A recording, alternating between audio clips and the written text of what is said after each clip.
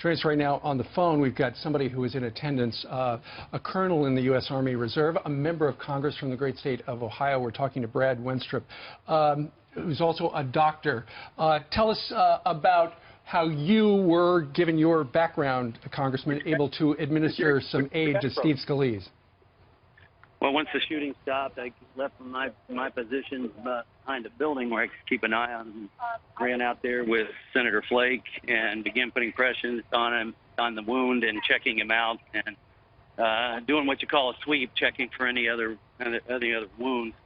And then when the medics came, we had better bandaging that we could put on the wound, and we kept him stable and make sure that he was conscious and aware, and got him some hydration, and then stabilized until the ambulance could come. Wow. So what was the condition of the security agents? Because we understand both of them were shot as well.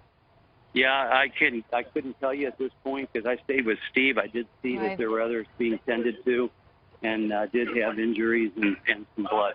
Well, Congressman, we're showing everyone watching just live shots of the scene right now. You can see all the medics there on the scene. Also, moments earlier of the dugout where we just heard from Senator Jeff Flake, where many of them were hiding out for, it sounds like, 10 minutes or more period of time. Did it seem like the gunman knew what he was doing? Did it seem like he was targeting anyone in particular? I don't know. He was firing all over the place, and there were a lot of rounds being fired. It became difficult to tell who was actually doing the shooting at some point, because we did have a response, thank goodness, and the Alexandria police came as well. And so it took a while, and people were taking cover wherever they could, but he was moving.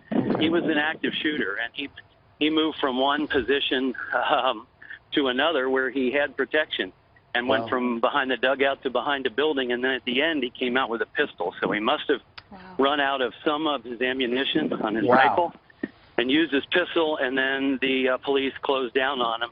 They apparently had hit him, and he was on the ground, and they were yelling, "Don't move, don't move, don't move." And once I felt they had him secure, then Jeff Flake and I ran from different directions out to Steve Scalise and started to help him. Congressman, so you're saying he had two weapons. So we know he had blue jeans, and blue shirt, jeans, and he had at least two weapons. Real quick, was Steve Scalise conscious when you were treating him, and how would you describe him? He was as brave as could possibly be. He said, I'm thirsty. And obviously, you don't know how much fluid he may be losing internally. And so we made sure we got as much fluid, Gatorade, and water that we could until they could get to him. And the quicker they could start an IV, the better. Okay. And, of course, you as a surgeon with that background as the Army Reserves who served in Iraq, how fortuitous to have you there and to have your military background to help in that time. Congressman, thanks so much for sharing your story. Hey, you bet. I'm glad I was there, but it's a sad day in America, that's for sure. No kidding. Absolutely. Congressman, thank you very much.